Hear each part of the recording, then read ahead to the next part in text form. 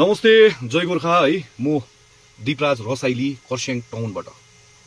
मैले अस्ति 9 तारिकको दिन एउटा नारा लगाएको थिएँ। त्यो नारा डरलाग्दो भाइरल भएछ, डरलाग्दो भाइरल क्या। नारा के थियो भन्दाखेरि युवाहरू तातियो, राजु विष्ट आतियो।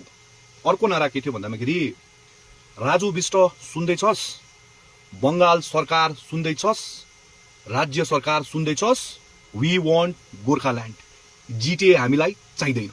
त्यो नारा थियो मेरो। र यो नाराले बवाल बनाइदिएछ यार बीजेपी को राजु विष्टको भक्तहरू। आमामामामा, राजु विष्टलाई माफ माग्नु अरे मैले। त्यो पनि कसले भन्दा मैले, दीपराज रसाइलीले राजु विष्टलाई माफ माग्नु अरे। त्यो हाम्रो कतिजना दिदी बहिनीहरूले माफ माग्नुपर्छ अरे, कतिजना त इन्डाइरेक्टली धम्की। उनीहरूलाई भन्न चाहन्छु, म चाहिँ नि त्यो गोर्खा हो कि जब चाहिँ नि तिमीहरूको यहाँ बीजेपीको क्याडरहरूलाई क्या अन्य पार्टीले धम्काउँथ्यो नि, त्यति बेला चाहिँ 2 मिनट साथी मिस कल खाली गर, तेरो दैलोको अगाडि म आइपुगेको छुइनँ भन्छ नि, मेरो नाम चेन्ज गरिदे भनेर भन्ने मान्छे पो त हो म। त्यति बेला त कुनातिर दुलोतिर लुकेर बस्ने बेलामा चाहिँ मैले पनि सपोर्ट गरेको है त्यो टाइममा। अनि अर्को कुरा, राजु विष्ट को एमपी हो? कसको एमपी हो? दार्जिलिङको एमपी हो, जनताको एमपी हो। ऊ राजा होइन है, ऊ राजा होइन, ऊ भगवान होइन नि।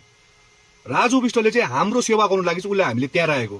हाम्रो आवाज, गोर्खाल्यान्डको माग, गोर्खाल्यान्डको मुद्दा चाहिँ उसले संसदमा बोलेको हुनुपर्छ भनेर चाहिँ हामीले राजु विष्टलाई जिताएको नि। बुझ्नुहुँदैछ? म चाहिँ यस्तो व्यक्ति हो जो चाहिँ नि पार्टी गरेर आफ्नो बुढी र भुडी पाल्न लागि चाहिँ मैले पार्टी गरेको होइन। बुझ्नुहुँदैछ कुरा? मैले चाहिँ जाति र माटोलाई माया गरेर चाहिँ म आज यसरी खुल्लेआम निक्लेको। अनि मैले त्यो भिडियोजहरुमा हेरेँ, मलाई माफी माग भन्ने मान्छेहरूले गाली पनि बब्बाल खाएको छ, बब्बाल गाली खाएको छ। जब यत्रो जनताले मलाई भन्दैछ माफी माग्नु पर्दैन भाइ भनेर, फेरि यो केटा म माफी माग भन्दा माफी माग्ने पनि होइन। काम बिगारेको छु भने म माफी माग्नु सक्छु, तर मैले काम बिगारेको छुइनँ भने इन्द्र चन्द्रले पनि मलाई माफी माग्न सक्दैन। बुझ्नुहुन्छ कुरा? अनि अर्को कुरा है, अगर तपाईहरुलाई मेरोबाट माफीको शब्द चाहिन्छ, अगर तपाईहरुले पक्का लाग्छ कि दीपराज भाइ तिमीले माफी माग्नै पर्छ भने एउटै बाटो छ, मैले माफी माग्नु सक्छु चाहिँ एउटै कुरोमा चाहिँ म माफी माग्नु सक्छु। त्यो कुरो चाहिँ के हो भन्दाखेरि चाहिँ दार्जिलिङको चौरस्तामा उभिएर उनले महाकाल बाबाको कसम खाएको छ, गोर्खाल्यान्ड ल्याउँछु त म ल्याउँछु भनेर। खै त्यो गोर्खाल्यान्ड? त्यो दार्जिलिङको चौरस्तामा उभिएर राजु विष्टले माफ मागेको हुनुपर्छ, मैले गोर्खाल्यान्ड ल्याउनु सकिन भनेर। अर्को कुरो के छ, कमानको हर एक श्रमिकलाई 2 हात जोडेर माफ मागेको हुनुपर्छ कि तपाईहरुको हाजिरा म 800 रुपैयाँ बनाइन्छु भनेको थिए, तर मैले 500 रुपैयाँ पनि बनाउन सकिन, अझै पनि तपाईहरु 250 रुपैयाँमै तपाईहरुले आफ्नो जिन्दगी चलाउनु पर्छ भनेर उसले त्यसको लागि पनि राजु विष्टले माफ मागेको हुनुपर्छ। अर्को कुरा के हो, 4 तारिकको दिन इलेक्सन जितेपछि 5 तारिकको दिन जिटिए खारिज गर्छु भन्ने पनि राजु विष्टै हो है। उनले यो रेलवे स्टेशनमा, खरसाङको रेलवे स्टेशनमा यो कुरा भनेको थियो। खरसाङको रेलवे स्टेशनमा उभिएर उनले जनतालाई माफ मागेको हुनुपर्छ कि मैले जिटिए खारिज गर्नु सकिन र सक्दिन रहेछु, मलाई माफ गरिदेऊ जनता भनेर। अगर उनले यो 3टा चीज गर्छ भने म दीपराज रसाइली माफ माग्नु तयार छु, नत्र मेरो मुखबाट माफी शब्द पनि निकालेर देखाइदेऊ तिमीहरू, म पनि मान्छु। गोर्खाको छोरा हो, गोर्खाको छोरा, डर भनेको रत्ती भर पनि छैन। बुझ्दैछ कुरा? माफी माग्नु भन्दा बरु चाहिँ नि टाउको काटेर टेबलमा राखिदिने दम राख्छु म, तर माफी म माग्दिन।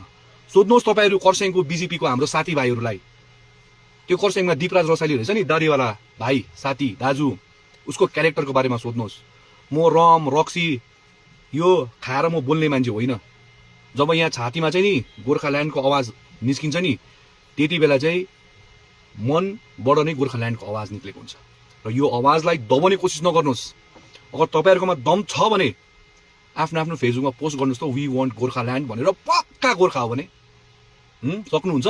सक्नु हुँदैन। म 1 माफी माग्दिन, 2 माफी माग्दिन, 3 माफी माग्दिन। अगर कसैलाई पनि जे पनि गर्नु छ गर्दा हुन्छ, कुरा सिधै छ। आजको डेटमा म दीपराज रसाइली झुक्नु र माफी माग्नु भनेको चाहिँ गोर्खाल्यान्डको आवाज काहीँ न काहीँ दबिनु हो। म आजको डेटमा झुक्नु भनेको चाहिँ जेनजी युवाहरूको भविष्य अन्धेरोमा हुनु हो। म दीपराज रसाइली झुक्नु भनेको चाहिँ गोर्खा समुदाय झुक्नु हो। त्यसले गर्दाखेरि जबसम्म यो शरीरमा एक थोपा पनि रगत छ तबसम्म यो केटा झुक्दैन झुक्दैन झुक्दैन। जय गोर्खा, जय गोर्खाल्यान्ड।